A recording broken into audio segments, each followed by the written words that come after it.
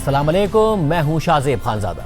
Iran जंग समेत दीगर बड़े आलमी मामलात पर ऐलानात और अहम तिजारती मुआहदों की तवक्कात के साथ शुरू होने वाला सदर ट्रंप का 3 रोज़ा चीन का दौरा वादों, दावों और महज तारीफों के साथ ख़त्म हो गया है और सदर ट्रंप वापस अमेरिका रवाना हो गए हैं। बज़ाहिर इंतहाई खुशगवार माहौल में होने वाले सदर ट्रंप के इस दौरे के दौरान काफ़ी मामलात पर बात तो ज़रूर हुई और ट्रंप इंतज़ामिया ने कई बड़े दावे भी किए, मगर चीन ने बज़ाहिर ईरान जंग समेत किसी भी मामले पर अमेरिका को कोई ठोस यकीन दहानी नहीं कराई।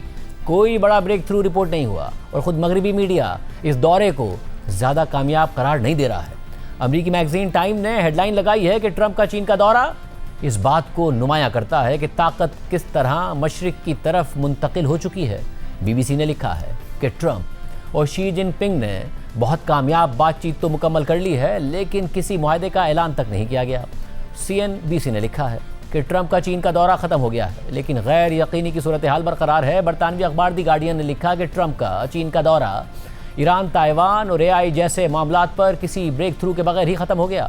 CNN ने लिखा है कि ट्रंप चीन से बड़ी अमली कामयाबियों के बगैर वापस चले गए हैं, लेकिन इसके बावजूद चीन और अमेरिका के ताल्लुकात में इस्तेहकाम के कुछ आसार नजर आए हैं। अल जज़ीरा ने तज्जिया करते हुए लिखा है कि कैसे चीनी सदर शी जिनपिंग और सदर ट्रंप की मुलाकात ईरान जंग के हवाले से कोई अहम ब्रेक थ्रू में नाकाम रही, जबकि न्यूयॉर्क टाइम्स ने सदर ट्रंप के इस दौरे का इख्तिताम इस हेडलाइन के साथ किया है कि दौरे में ट्रंप का अंदाज खुशामदाना था, जबकि चीनी सदर शी ज़्यादा संजीदा नजर आए और ये फ़र्क बहुत कुछ जाहिर कर रहा था। न्यूयॉर्क टाइम्स ने मज़ीद लिखा कि अपने मुल्क में चीन के बारे में सख्त गुफ्तगू करने वाले सदर ट्रंप ने चीन में चीनी सदर के साथ मसालेहाना अंदाज में बात की।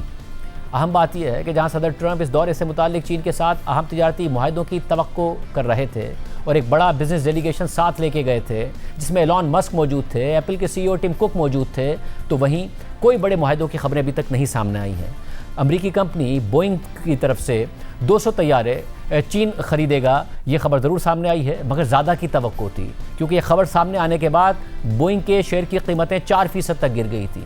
गुज़िश्ता बरस चीन ने 350 एयरबस खरीदे थे और तवक्को की जा रही थी कि अमेरिकी कंपनी से ज़्यादा बड़ी ख़रीदारी होगी, मगर नहीं हुई। और इसी सिलसिले में अमेरिका के अहम और बड़े कारोबारी अफराद को ऐसा लग रहा है कि मायूसी के साथ वापस लौटना पड़ा है। तो साथ ही ट्रंप ये उम्मीद भी कर रहे थे कि चीन ईरान पर अपना असर वसूख इस्तेमाल करके जंग के खात्मे में किरदार अदा करेगा। और अहम बात यह है कि चीनी सदर शी जिनपिंग से मुलाकात के बाद से सदर ट्रंप मुसलसल ये कह रहे हैं कि उनकी ईरान और स्ट्रेट ऑफ हुर्मुज़ से मुताल्लिक चीन के साथ बहुत अच्छी बात हुई है और इस मामले पर हमारा नुक्ता नज़र एक ही है। लेकिन चीन शुरू में इस हवाले से अपने बयानात में ज़्यादा मोहतात नज़र आया और चीन के बयानात में ईरान से मुताल्लिक किसी अहम बात का जिक्र नहीं था, जबकि आज चीनी सदर से इख्तितामी मुलाकात के दौरान सदर ट्रंप ने उनके सामने कह दिया कि हमने ईरान पर भी बात की है और हम ईरान के बारे में बहुत मिलते जुलते ख्यालात रखते हैं। हम चाहते हैं कि ये मामला ख़त्म हो जाए।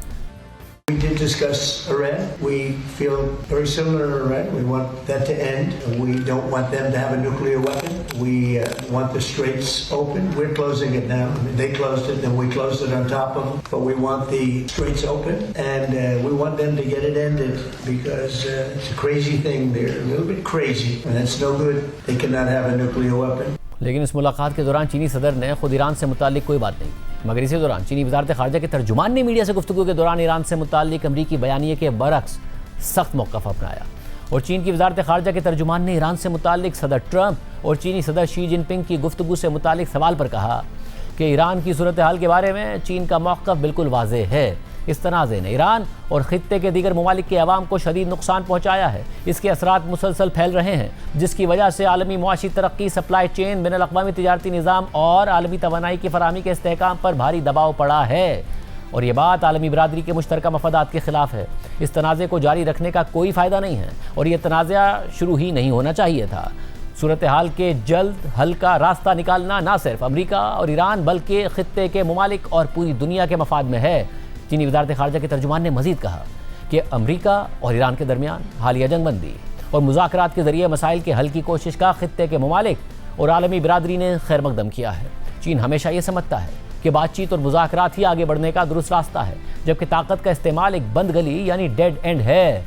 चीनी वज़ारत ख़ारजा के मुताबिक ऐसे में अब कि जब मुज़ाकरात का दरवाज़ा खुल चुका है तो इसे दोबारा बंद नहीं होना चाहिए। ज़रूरी है कि सूरत हाल में कशीदगी कम करने की रफ्तार को बरकरार रखा जाए, सियासी हल की सिमत पर कायम रहा जाए, बातचीत और मुशावरत जारी रखी जाए और ईरान के जौहरी मसले समेत दीगर मामलात पर ऐसा हल निकाला जाए जो तमाम फरीकों के खदशात को मद्देनज़र रखे।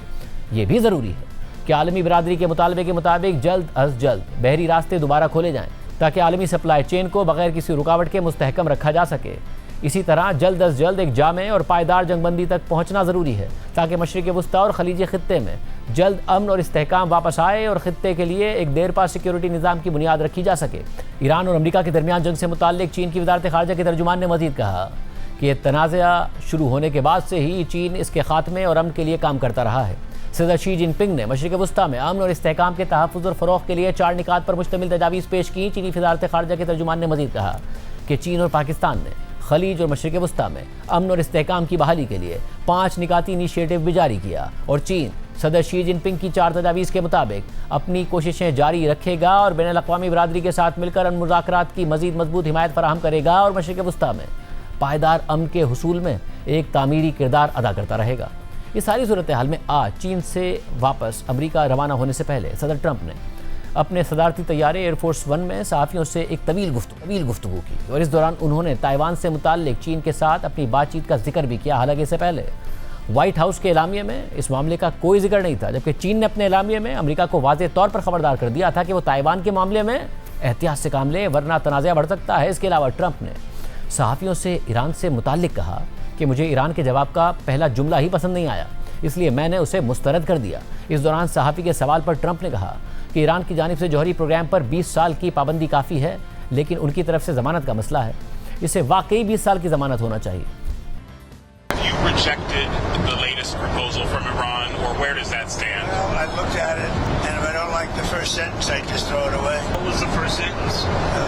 Unacceptable sentence. They have fully agreed, no nuclear, and if they have any nuclear of any form, I don't read the rest of it. So 20 years is not enough for you, it's got to be a permanent... No, 20 years is enough, but the level of guarantee from them is not enough. In other words, it's got to be a real 20 years. दूसरी जानिब Iran के वज़ीर ख़ारिजा Abbas Araghchi ने आज भारत में BRICS वज़राए ख़ारिजा इजलास के बाद एक तफसीली मीडिया ब्रीफिंग के दौरान बताया कि अमरीका के साथ मुज़ाकरात में असल मसला एतमाद का फ़ुक़दान है। हमें अमरीकियों पर एतमाद नहीं है, हमारे पास अमरीकियों पर एतमाद ना करने की हर वजह मौजूद है, जबकि उनके पास हम पर एतमाद ना करने की कोई वजह नहीं है और मौजूदा मुज़ाकरात अमरीकियों के मुतज़ाद बयानात की वजह से मुश्किलात का शिकार हैं। हमें अमरीकियों पर कोई एतमाद नहीं है, ये एक हकीकत है और यही किसी भी सिफारती कोशिश की राह में सबसे बड़ी रुकावट है।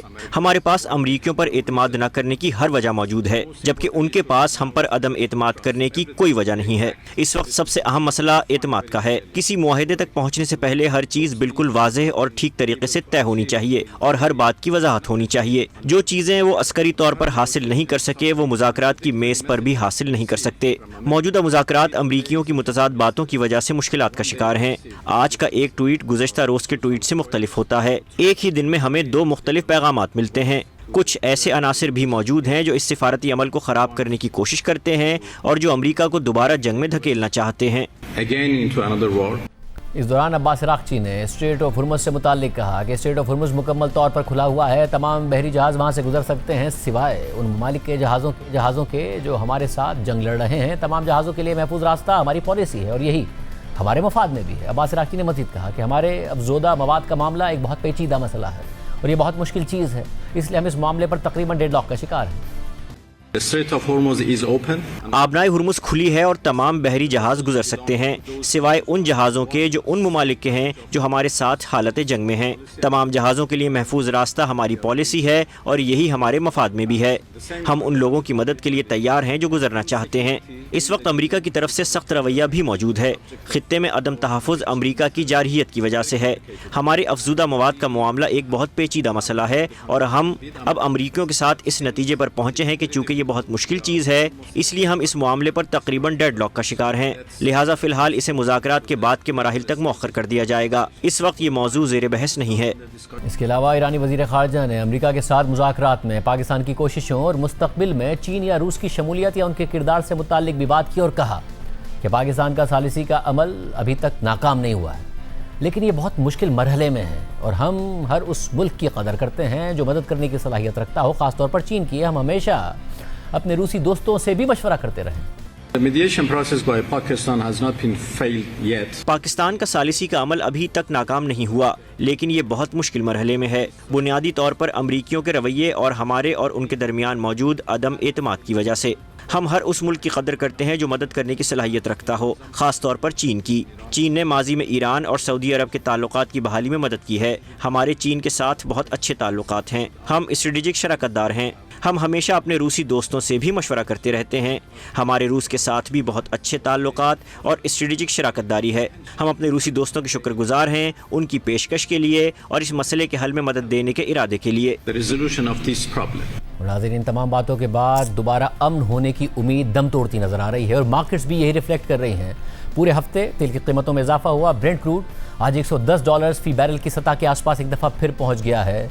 WTI क्रूड में भी इजाफा हुआ है। अमेरिकन मार्केट्स जो हिस्टोरिक हाई देख चुकी थी इस हफ्ते, आज उनमें भी 500 पॉइंट्स की मंदी है। पाकिस्तानी मार्केट्स गिरी हैं, यानी दुनिया भर की मार्केट्स अब इस खदशे का इजहार कर रही हैं कि जंग दोबारा शुरू हो सकती है। यानी दूसरी तरफ इसराइल मशरिक़ वस्ता में अपने अहम इत्तेहादी को मुसलसल शर्मिंदा कर रहा है। अमेरिका और इसराइल की ईरान के खिलाफ जंग की वजह से मुत्तहदा अरब अमारात ने ना सिर्फ सबसे ज़्यादा, यहाँ तक कि इसराइल से भी ज़्यादा ईरानी मिसाइल और ड्रोन हमलों का सामना किया। मुत्तहदा अरब अमारात और ईरान के ताल्लुकात कशीदा हो गए। मुत्तहदा अरब अमारात की सऊदी अरब से दूरियां बढ़ गई। पाकिस्तान से दहाइयों पुराने ताल्लुकात में तनाव पैदा हो गया। मगर इस सब के बाद भी इसराइल मुसलसल मुत्तहदा अरब अमारात को शर्मिंदा करने, खित्ते में दोबारा जंग भड़काने और मुत्तहदा अरब अमारात के खित्ते के ममालिक के साथ इख्तिलाफात बढ़ाने की कोशिशें कर रहा है। और अब इसराइली आर्मी चीफ के मुत्तहदा अरब अमारात के खुफिया दौरे की खबर लीक कर दी गई है। हर रोज़ इसराइल से एक ऐसी खबर सामने आती है जो मुत्तहदा अरब अमारात को मुश्किल में डाल देती है। और ऐसा नहीं है कि हालात मामूल पर आ गए हैं तो इसराइल ये खबरें लीक कर रहा है, बल्कि ये खबरें ऐसे वक्त में लीक की जा रही हैं या सामने आ रही हैं कि जब तनाज़ा अभी बरकरार है और जंग दोबारा शुरू होने के खदशात भी अपनी जगह पर मौजूद हैं। और इन खबरों से ईरान और मुत्तहदा अरब अमारात में तलखी की शिद्दत मज़ीद बढ़ती जा रही है। और ईरान मुत्तहदा अरब अमारात को धमकियां दे रहा है और मुत्तहदा अरब अमारात ने ईरानी धमकियों और दावों पर सख्त बयान जारी कर दिया है। मुत्तहदा अरब अमारात को मुश्किल में डालने के लिए इसराइल की तरफ से पहले ये खबर लीक की गई कि जंग के दौरान इसराइल ने मुत्तहदा अरब अमारात में अपना एयर डिफेंस सिस्टम आयरन डोम और उसे ऑपरेट करने वाले इसराइली एहलकार तैनात किए थे। फिर ये खबर सामने आई कि जंग के दिनों में ही इसराइली खुफिया एजेंसी मोसाद के चीफ डेविड बर्निया और शिन बेट के चीफ डेविड जिनी ने मुत्तहदा अरब अमारात का खुफिया दौरा किया था। इसके बाद इसराइली वज़ीर आज़म के दफ्तर से बाज़ाब्ता ऐलान कर दिया गया कि इसराइली वज़ीर आज़म नेतन्याहू ने जंग के दौरान मुत्तहदा अरब अमारात का खुफिया दौरा किया था और उन्हें भरपूर प्रोटोकॉल दिया गया था। और अब यह खबर सामने आई है कि इसराइली आर्मी चीफ अयाल ज़ामीर ने भी जंग के दौरान मुत्तहदा अरब अमारात का खुफिया दौरा किया था। और यह खबर इस तनाज़े के बाद सामने आई है कि जब मुत्तहदा अरब अमारात ने वाज़े तौर पर इसराइली वज़ीर आज़म के दौरे के बयान की तरदीद कर दी थी और अपने बाज़ाब्ता बयान में यह भी कह दिया था कि इसराइल का कोई फ़ौजी वफ्द भी मुत्तहदा अरब अमारात नहीं आया। मगर मुत्तहदा अरब अमारात की इस वाज़े तरदीद के बावजूद इसराइल अपने अज़ाइम की तकमील के लिए आगे बढ़ रहा है और मुसलसल खबरें लीक कर रहा है। कल इसराइली वज़ीर आज़म के मुबैना दौरे की मज़ीद तफसीलात मीडिया को फराहम कर दी गई थी और आज इसराइली मीडिया में ज़राए से यह खबर शाया हुई है कि ईरान जंग के दौरान इसराइल के आर्मी चीफ अयाल ज़ामीर ने इसराइली फ़ौजी हुक्काम और एक अमरीकी वफ्द के साथ मुत्तहदा अरब अमारात का दौरा किया था और मुत्तहदा अरब अमारात के सदर शेख मोहम्मद बिन जायद अल नहयान समेत सरकारी ओहदेदारों से मुलाकातें भी की थी। और इन मुलाकातों में दोनों ममालिक ने स्ट्रेटेजिक ताउन को मजबूत करने और ईरान पर हमलों और ईरानी हमलों से दिफा की हिकमत अमली का जायज़ा लिया था। इसराइली अखबार यरूशलेम पोस्ट के मुताबिक एक सिक्योरिटी सोर्स ने बताया है कि जंग के दौरान इसराइली आर्मी चीफ का मुत्तहदा अरब अमारात का दौरा दोनों ममालिक के दरमियान गैर मामूली स्ट्रेटेजिक ताउन की निशानदही करता है जो अब्राहम अकॉर्ड्स और इसराइली फ़ौज की ताकत के एतराफ़ का नतीजा है। इसके अलावा पसे पर्दा तारीखी सतह पर बड़े ब्रेक थ्रू हो रहे हैं, ताहम फ़िलहाल इनकी तफसीलात बयान नहीं की जा सकती, लेकिन ये आने वाले कई सालों तक के लिए दोनों ममालिक के दरमियान ताल्लुकात की बुनियाद फराहम करेंगे। इसराइली मीडिया ने मज़ीद बताया कि फ़िलहाल इसराइली फ़ौज ने इस खबर पर कोई तबसरा नहीं किया। यानी एक बार फिर इसराइली मीडिया में एक और खुफिया दौरे की खबर लीक कर दी गई है। इसराइल और मुत्तहदा अरब अमारात के इस फ़ौजी ताउन की खबरों और बयानात पर ईरान मुत्तहदा अरब अमारात को सख्त पैगामात और धमकियाँ दे रहा है। भारत में 2 दिन तक जारी रहने वाला ब्रिक्स ममालिक के वज़राए ख़ारजा का इजलास भी इसी वजह से तनाज़े का शिकार हो गया। ब्रिक्स के 2 रुकन ममालिक ईरान और मुत्तहदा अरब अमारात के शदीद इख्तिलाफ़ात की वजह से ब्रिक्स इजलास का मुश्तरका एलामिया तक जारी नहीं किया जा सका।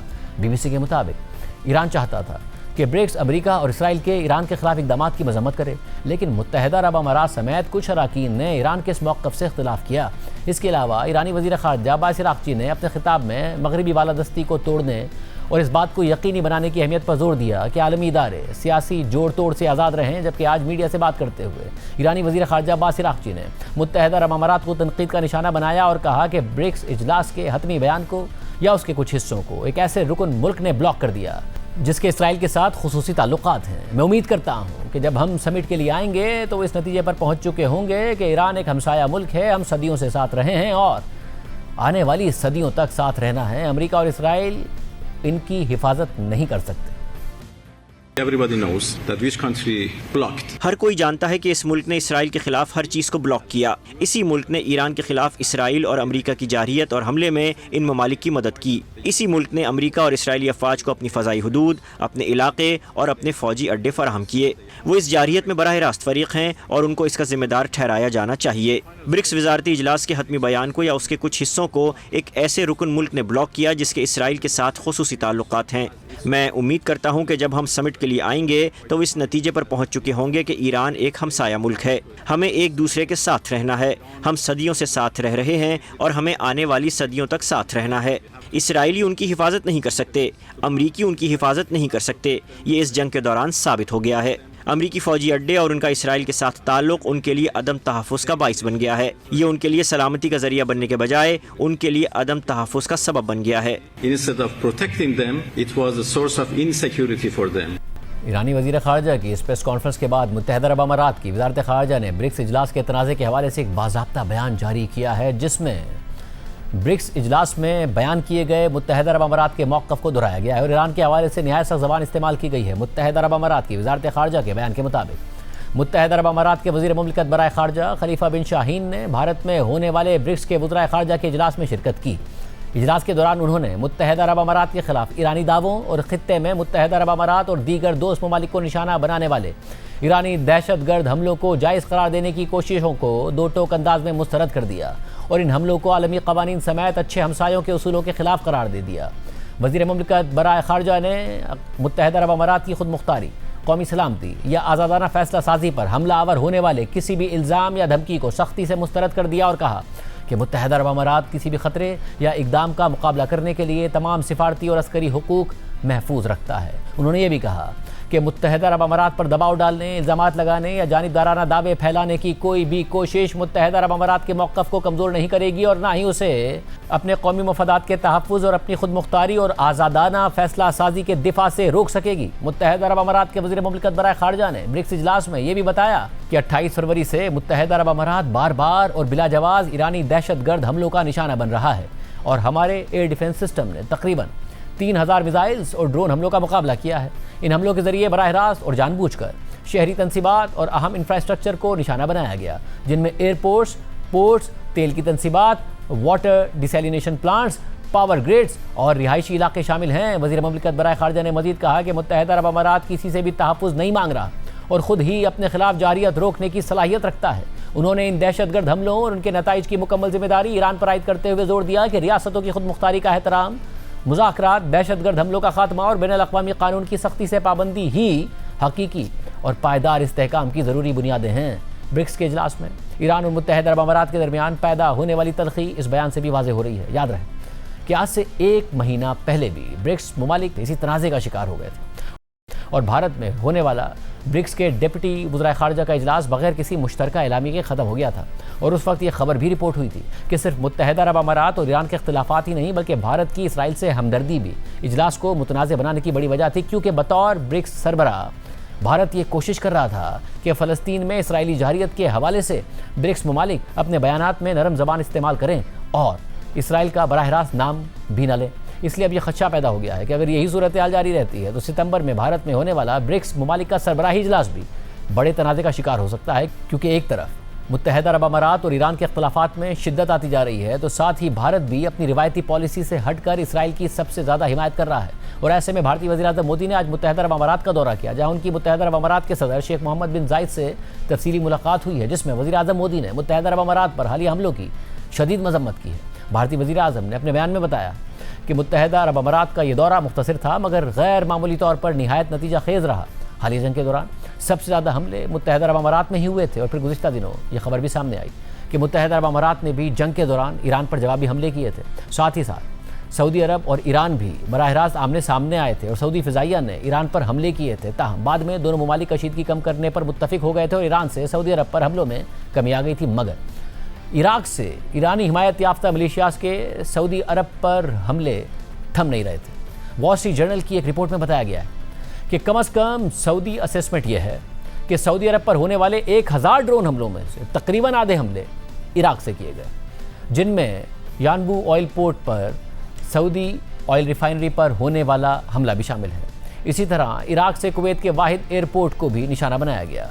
सदर ट्रंप की जानिब से सीज़ फायर के ऐलान के बाद बहरीन पर भी इराक से हमला किया गया। इसी तरह खुद इराक के अंदर कुवैत और मुत्तहदा अरब अमारात के काउंसलेट्स को भी निशाना बनाया गया। इराक में अमरीकी सिफारत खाने को मुसलसल ड्रोन हमलों से निशाना बनाया गया और वहाँ से ज़्यादातर स्टाफ को इनखला करना पड़ा। और अब खबर सामने आई है कि जंग के दौरान जब सऊदी अरब पर हमलों में इजाफा हो रहा था तो सऊदी अरब ने सिर्फ ईरान पर जवाबी हमले नहीं किए थे, बल्कि इराक में ईरानी हिमायत याफ्ता मिलिशियाज पर भी सऊदी फाइटर जेट्स ने हमले किए थे, जबकि कुवैत से भी रॉकेट दागे गए थे। रॉयटर्स की रिपोर्ट के मुताबिक सोर्सेज ने बताया है कि ईरान जंग के दौरान सऊदी जंगी तैयारों ने इराक में ईरान की हिमायत याफ्ता ताकतवर शिया मिलिशियाज से मुंसलिक अहदाफ पर बमबारी की थी। ये वो तफसीलात हैं जो जंग के दौरान ज़्यादातर पोशीदा रही थी। इस रिपोर्ट के लिए रॉयटर्स ने इराक के 3 सिक्योरिटी और फौजी हुक्काम, एक मगरबी ओहदेदार और मामले से आगाह 2 अफराद से बात की है। एक मगरबी ओहदेदार और मामले से वाकिफ एक शख्स के मुताबिक सऊदी एयरफोर्स के लड़ाका तैयारों ने इराकी मिलिशियाज पर यह हमले इराक के साथ सऊदी अरब की सरहद के करीब किए थे। मगरबी ओहदेदार ने बताया कि कुछ हमले 7 अप्रैल को होने वाली जंगबंदी के आसपास किए गए थे। सोर्सेज के मुताबिक इन हमलों का निशाना वो मकामात थे जहां से सऊदी अरब और दीगर खलीजी ममालिक पर ड्रोन और मिसाइल हमले किए गए थे। इराकी ज़राए ने फौजी जायज़ों का हवाला देते हुए कहा कि कम अज़ कम 2 मौक़े पर कुवैत से भी इराक पर रॉकेट हमले किए गए। एक हमले में जनूबी इराक में मिलिशियाज की पोजीशंस को निशाना बनाया गया, जिसमें कई जंगजू मारे गए और ईरान की हिमायत याफ्ता मिलिशियाज किताइब हिजबुल्लाह की कम्युनिकेशन और ड्रोन कार्रवाइयों के लिए इस्तेमाल होने वाली एक तनसीब तबाह कर दी गई। ताहम रॉयटर्स ये तयन नहीं कर सका कि कुवैत से दागे गए ये रॉकेट कुवैती फ़ौज ने दागे थे या कुवैत में तैनात अमरीकी फ़ौज ने दागे थे।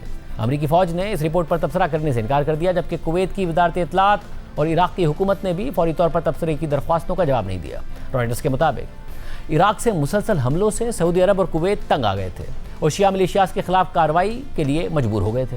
रिपोर्ट में मजीद बताया गया है कि 4 इराकी सिक्योरिटी ज़राए और मामले से वाकिफ एक शख्स का कहना है कि ईरान की हिमायत याफ्ता मिलिशियाज अब भी इराक की कुवैत और सऊदी अरब के साथ सरहदों के करीब सर्वेलेंस ड्रोन उड़ा रही हैं, मालूमात इकट्ठी कर रही हैं और ईरान को इंटेलिजेंस फराहम कर रही हैं। यानी हालिया जंग में इराक भी एक मुहाज़ जंग बना रहा है, जहाँ से अरब ममालिक पर हमले हो रहे थे, अमरीकी तनसीबात को निशाना बनाया जा रहा था, अमरीका भी ईरानी हिमायत याफ्ता मिलिशियाज के खिलाफ एक्शन ले रहा था और अब एक और इंकशाफ भी सामने आया है। उसकी तफसीलात भी आपके सामने रखेंगे, लेकिन एक ब्रेक के बाद। नेपोलियन से मंसूब एक कहावत है कि जब तुम्हारा दुश्मन कोई गलती कर रहा हो तो ना उसे रोको ना ही उसे टोको। और ऐसा लगता है कि ईरान जंग और इससे पहले भी अमेरिका और ख़ासतौर पर सदर ट्रंप की गलतियों को चीन या तो खामोशी से देखता रहा या फिर चंद बयानात के अलावा खामोश रहा और फिर बज़ाहिर अमली तौर पर कुछ दिखाए बगैर खामोशी से अमेरिका के मुखालिफों की मदद भी करता रहा। ईरान को सैटेलाइट के ज़रिए चीनी मदद की खबरें भी सामने आती रहीं और फिर सदर ट्रंप और चीनी सदर की मुलाकात में नज़र आया कि शायद ये पहली दफ़ा था कि अमरीकी सदर किसी दूसरे सरबराह मुमलिकत के साथ मीटिंग में थे और उस कमरे में मौजूद सबसे ताकतवर शख्स अमरीकी सदर नहीं बल्कि चीनी सदर लग रहे थे। उस कमरे में मौजूद ज़्यादा बाइख्तियार अमरीकी सदर नहीं बल्कि चीनी सदर लग रहे थे। उस कमरे में मौजूद दोनों सुदूर में से मौजूदा मसाइल के हल की तवक्को अमरीकी सदर से नहीं बल्कि चीनी सदर से थी। ईरान जंग नेतन्याहू के कहने पर ट्रंप ने छेड़ी, मगर अमन के लिए वो चीनी सदर की तरफ देखते नजर आए। नाजरीन, आमतौर पर ट्रंप जब अपनी काबीना मीटिंग करते हैं तो उनके वुज़रा उनकी खूब चापलूसी करते हैं और दुनिया को वो मनाजिर देखने को मिलते हैं जो पहले कभी किसी अमरीकी सदर के दौर में नहीं देखने को मिले। मगर सदर ट्रंप की चीनी सदर शी से मुलाकात में भी वही मनाजिर देखने को मिले जो पहले कभी नहीं देखने को मिले, क्योंकि जिस तरह सदर ट्रंप के वज़ीर उनकी तारीफ़ें करते हैं वैसे ही सदर ट्रंप चीनी सदर शी की तारीफ़ें कर रहे थे। और ख़ुद अमरीकी अखबार न्यूयॉर्क टाइम्स ने यह हेडलाइन लगाई है कि ट्रंप का अंदाज़ खुशामदाना था जबकि चीनी सदर शी ज़्यादा संजीदा नजर आए और ये फ़र्क बहुत कुछ जाहिर कर रहा था। नाज़रीन, ईरान जंग के बाद सदर ट्रंप ने उन चीनी ऑयल रिफाइनरीज़ पर पाबंदियों का ऐलान कर दिया जो ईरानी तेल खरीदती हैं और चीन ने वो पाबंदियां मुस्तरद कर दी और अपनी कंपनीज और बैंक से कहा कि वो रिफाइनरीज के साथ काम जारी रखें। और आज चीन से वापसी पर अपने तैयारे एयरफोर्स वन में सहाफ़ियों से बात करते हुए सदर ट्रंप को एक कदम पीछे हटना पड़ा और कहना पड़ा कि वो ये पाबंदियां ख़त्म करने के हवाले से सोचेंगे। दिलचस्प बात यह है कि सदर ट्रंप ने अपनी सदारत का आगाज़ पूरी दुनिया समेत चीन पर टैरिफ्स लगाकर किया और दावा किया कि चीन को बहुत बड़ा ट्रेड सरप्लस होता है, अमेरिका बहुत बड़ा खसारा करता है। और फिर चीन को धमकियाँ दी और टैरिफ्स 145% तक पहुँचा दिए और कहा कि टैरिफ से अमेरिका को फ़ायदा और चीन को नुकसान होगा। और फिर चीन ने जवाब में उन रेयर अर्थ मिनरल्स की एक्सपोर्ट्स पर पाबंदियां लगा दी जो अमेरिका की डिफेंस और दीगर इंडस्ट्रीज़ के लिए बहुत ज़रूरी हैं और सदर ट्रंप को यू टर्न लेने पर मजबूर कर दिया। और फिर सदर ट्रंप के दावे धरे के धरे रह गए, क्योंकि 2025 में चीन ने अपनी तारीख का सबसे बड़ा यानी $1.2 ट्रिलियन यानी 1200 अरब डॉलर्स का ट्रेड सरप्लस दे दिया, जो G20 में शामिल मुल्क सऊदी अरब के पूरे मुआशी साइज़ के बराबर है। और उसकी वजह यह है कि चीन अपनी एक्सपोर्ट्स को साउथ एशिया, अफ्रीका और लैटिन अमेरिका तक डाइवर्सिफाई कर चुका है। 2026 के इब्तिदाई 4 माह में भी चीन 347 अरब डॉलर्स का ट्रेड सरप्लस दे चुका है। 85 अरब डॉलर्स का ट्रेड सरप्लस तो सिर्फ अप्रैल के महीने में रिकॉर्ड किया गया, यानी स्लो डाउन के बावजूद 2026 में भी चीन 1000 अरब डॉलर्स यानी $1 ट्रिलियन तक का करंट अकाउंट सरप्लस देने जा रहा है, जबकि अमेरिका का 2025 में तजारती खसारा 900 अरब डॉलर्स रहा है। और इस साल सिर्फ मार्च के महीने में अमेरिका का तजारती खसारा 4.5% इजाफे के साथ 61 अरब डॉलर्स रहा है। इसके साथ साथ चीन अमेरिका के इत्तेहादियों को करीब ला रहा है, जबकि सदर ट्रंप उन पर तनकीद करके उन्हें अमेरिका से दूर कर रहे हैं। नेटो जो कि एक दिफाई इत्तेहाद है और जिसके चार्टर के तहत अगर रुकन मुल्क पर हमला होगा तो ही तमाम ममालिक रद्द-ए-अमल देंगे, उस नेटो इत्तेहाद पर भी ट्रंप ईरान जंग में साथ ना देने पर तनकीद करते नजर आए और अमेरिका को इस इत्तेहाद से निकालने की धमकियां देते नजर आए। हालांकि ईरान ने अमेरिका पर नहीं बल्कि अमेरिका ने ईरान पर हमला किया है और नेटो के चार्टर के तहत रुकन ममालिक इस जंग में अमेरिका का साथ देने के पाबंद नहीं है। और उन्होंने सदर ट्रंप को वाज़ेह जवाब भी दे दिया कि ये अमेरिका की जंग है तो अमेरिका खुद लड़े, हम क्यों लड़ें। जबकि स्पेन और दीगर इत्तेहादियों ने अमेरिका को इस जंग में अपने मुल्क में मौजूद बेसिस इस्तेमाल करने से भी रोक दिया। जबकि स्पेन और कनाडा के वज़ीर आज़म चीन गए तो वो चीन की तारीफ़ें करते नजर आए, ताल्लुकात आगे बढ़ाने की बात करते नजर आए, जबकि ये दोनों ही सदर ट्रंप के निशाने पर रहे हैं। और गुज़िश्ता दिनों तो खुद अमरीकी खबर रसा इदारे ब्लूमबर्ग में ये तज्जिया शाया हुआ है कि क्या सदर ट्रंप को एक ऐसे सदर के तौर पर याद रखा जाएगा जिसने एशिया को चाइना के हाथों खो दिया, क्योंकि चीन जो कर रहा है बगैर मिलिट्री के इस्तेमाल के कर रहा है और अमेरिका को कोई मौका नहीं दे रहा है। ईरान जंग के बाद ट्रंप अपने नेटो इत्तेहादियों के साथ साथ एशिया के इत्तेहादियों पर भी हमला आवर हैं। उन्होंने साउथ कोरिया और जापान को भी ताना दिया है और कहा है कि जापान में हमारे 50,000 फौजी हैं, जनूबी कोरिया में हमारे 45,000 फौजी हैं, ताकि हम इन दोनों ममालिक को नॉर्थ कोरिया से महफूज रख सकें। मगर इन दोनों ममालिक ने ईरान जंग में हमारी मदद नहीं की। और ट्रंप यहीं नहीं रुके। ट्रंप ने नॉर्थ कोरिया के डिक्टेटर किम जोंग उन के लिए कहा कि वो तो मेरी बड़ी तारीफें करता है। और द इकोनॉमिस्ट के मुताबिक साउथ कोरिया और जापान रूस से तेल खरीदने का सोच रहे हैं, जो इन दोनों ममालिक के दुश्मन नॉर्थ कोरिया का इत्तेहादी है, जिसके सरबराह की ट्रंप तारीफें कर रहे हैं, क्योंकि बकौल उनके वो ट्रंप की तारीफें करता है। इससे पहले भारतीय वज़ीर आज़म मोदी ट्रंप को अपना बेहतरीन दोस्त कहते रहे। ट्रंप के सदर बनने पर गोदी मीडिया जश्न मनाता रहा, चीन से मुकाबले के दावे करता रहा। और फिर ट्रंप ने जो किया उसके बाद वज़ीर आज़म मोदी चीन के करीब आने की कोशिशें करते नजर आए। मगर दूसरी तरफ देखिए चीन क्या कर रहा है। इस वक्त अमेरिका ने ईरान पर हमला किया तो चीन खामोशी से ईरान से पहले से ज़्यादा तेल खरीद रहा था। माजी में पाबंदियों के बावजूद भी चीन ईरान से तेल खरीदता रहा। माजी में रूस पर पाबंदियां लगी तो चीन ने पहले से ज़्यादा तेल और गैस रूस से खरीदना शुरू कर दिया। बहरीन ने अक़वाम मुत्तहिदा की सलामती काउंसिल में एक ऐसी करारदाद पेश करना चाहिए कि जिसके तहत स्ट्रेट ऑफ हुर्मुज़ खुलवाने के लिए ईरान के खिलाफ फोर्स का इस्तेमाल शामिल था, तो चीन ने रूस के साथ मिलकर उसकी मुखालफत की और उस करारदाद में से फोर्स के इस्तेमाल का लफ्ज़ निकालना पड़ा। इससे पहले चीन एशिया, अफ्रीका, यहाँ तक कि अमेरिका के खत्ते के ममालिक को कर्ज देता रहा है या वहाँ सरमायाकारी करता रहा है। पाकिस्तान समेत मुतादिद ममालिक चीन के सोलर पैनल्स लगाने की वजह से इस वक्त तेल और गैस के बहरान की वजह से बिजली के बहरान से बेहतर अंदाज में निपटने की सलाहियत रखते हैं। जबकि बरतानवी जरीदे द इकोनॉमिस्ट के मुताबिक ईरान जंग के नतीजे में चाइनीज़ ऑफिशियल समझते हैं कि उन्हें और फ़ायदा होगा। अब बहुत से ममालिक अपनी तेल की ज़रूरियात को डाइवर्सिफाई करने के लिए चीन के सोलर और विंड पैनल्स खरीदेंगे। चाइनीज़ इलेक्ट्रिक गाड़ियों की डिमांड में इजाफा होगा। द इकोनॉमिस्ट ने चीन में डेवलपर्स, एडवाइज़र्स, स्कॉलर्स, एक्सपर्ट्स और मौजूदा और साबिक ऑफिशियल से गुफ्तगू की और वो सब ही ईरान जंग को अमेरिका की एक संगीन गलती करार देते हैं। और ज़्यादातर ऑफिशियल्स को लगता है कि इस जंग से ही अमेरिका का जवाल यानी डिक्लाइन शुरू होगा, क्योंकि इस जंग के नतीजे में चीन को अपना मुआशी और सिफारती असर रसूख बढ़ाने का ज़बरदस्त मौका मिलेगा। ज़्यादातर ऑफिशियल समझते हैं कि अमेरिका की ईरान जंग उसके कम होते हुए सुपर पावर स्टेटस की निशानी है, बिल्कुल उसी तरह जैसे 19वीं सदी में अपने जवाल के वक्त ब्रिटिश एम्पायर जंगें लड़कर कर रहा था। और इस तरह खित्ते में चीन के मजीद राइज का आगाज़ हो जाएगा। ताहम कुछ खतरात मुमकिन है क्योंकि इस जंग के नतीजे में दुनिया में इकोनॉमिक रिसेशन चीन की एक्सपोर्ट लेड ग्रोथ को भी मुतासिर करेगा। चीन जो खुद तेल और गैस का सबसे बड़ा इंपोर्टर है और स्ट्रेट ऑफ हुर्मुज से उसकी ज़रूरत का 40 से 50% तेल और गैस गुजरता है, मगर गुज़िश्ता बरसों में चीन ने अपनी एनर्जी की ज़रूरियात के लिए प्रोडक्शन को डाइवर्सिफाई किया, बिजली के लिए सोलर पैनल्स, फिर इलेक्ट्रिक गाड़ियों की तरफ रुझान बढ़ाया। तो इस सब के बाद भी चीन दुनिया का सबसे बड़ा ऑयल एंड गैस का इंपोर्टर तो है, मगर रिन्यूएबल एनर्जी की तरफ तेज़ी से डाइवर्सिफाई करने की वजह से चीन का अपनी एनर्जी की ज़रूरियात में स्ट्रेट ऑफ हुर्मुज से गुजरने वाले तेल और गैस पर इन्हिसार महज 7% तक है। चीन में इलेक्ट्रिक कार्स का इस्तेमाल तकरीबन पूरी दुनिया में इलेक्ट्रिक कार्स के मजमूए के बराबर है, यानी एक तरफ चीन के अंदर इलेक्ट्रिक गाड़ियाँ और दूसरी तरफ पूरी दुनिया के अंदर इलेक्ट्रिक गाड़ियाँ। ये इसलिए अहम है क्योंकि चीन की ऑयल कंजम्पशन का 40% गाड़ियों के जरिए होता है और अब चीन में जितनी गाड़ियाँ बिकती हैं उसमें से आधे से ज़्यादा गाड़ियाँ इलेक्ट्रिक होती हैं, यानी ऑटो सेल्स में चीन की ऑयल कंजम्पशन में बाकी दुनिया की तरह इजाफा नहीं हो रहा है, बल्कि ट्रंप की ईरान जंग के बाद तो मगरबी मीडिया ये रिपोर्ट कर रहा है कि महंगा तेल खरीदने से बचने के लिए अचानक अमेरिका में ईरान जंग के बाद इलेक्ट्रिक गाड़ियों की सेल में। इसके अलावा भी चीन ने अपने स्ट्रेटेजिक रिजर्व्स में 1.2 अरब बैरल्स तेल जमा किया हुआ था, जो उसकी 4 माह की ज़रूरियात के लिए काफ़ी था और इस वक्त भी रूस से ही तेल खरीद रहा है। यानी चीन के बारे में अगर तवक्को की जा रही थी कि अगर ये जंग लंबी चली तो चीन बुरी तरह मुतासिर हो जाएगा, वो नहीं हुआ है और अब अमेरिका के सदर ट्रंप इस जंग से निकलने के लिए चीन की तरफ देख रहे हैं, मगर वहाँ से वो मदद मिलती फिलहाल नज़र नहीं आ रही। प्रोग्राम में एक ब्रेक शामिल करते हैं और आम खबर की तफसीलात आपके सामने रखेंगे। इराक के हवाले से बहुत सारे हक़ाइक़ हमने आपके सामने रखे कि इस जंग में क्या क्या होता रहा है, मगर मज़ीद इंकशाफात भी सामने आए हैं और ये कि इराक में इसराइल भी गैर मामूली हद तक सरगर्म था, यहाँ तक कि वहाँ अपना खुफिया फ़ौजी अड्डा चला रहा था और वहाँ से ईरान में होने वाली फ़िज़ाई कार्रवाइयों को कंट्रोल किया जाता था। इस दौरान पहले तो इराकी फ़ोर्सेस को कानो कान खबर तक ना होने दी गई और फिर जब एक चरवाहे की इतला पर इराकी फ़ोर्सेस तस्दीक करने गई तो उन पर फ़िज़ाई हमला कर दिया गया और उन्हें करीब नहीं आने दिया गया।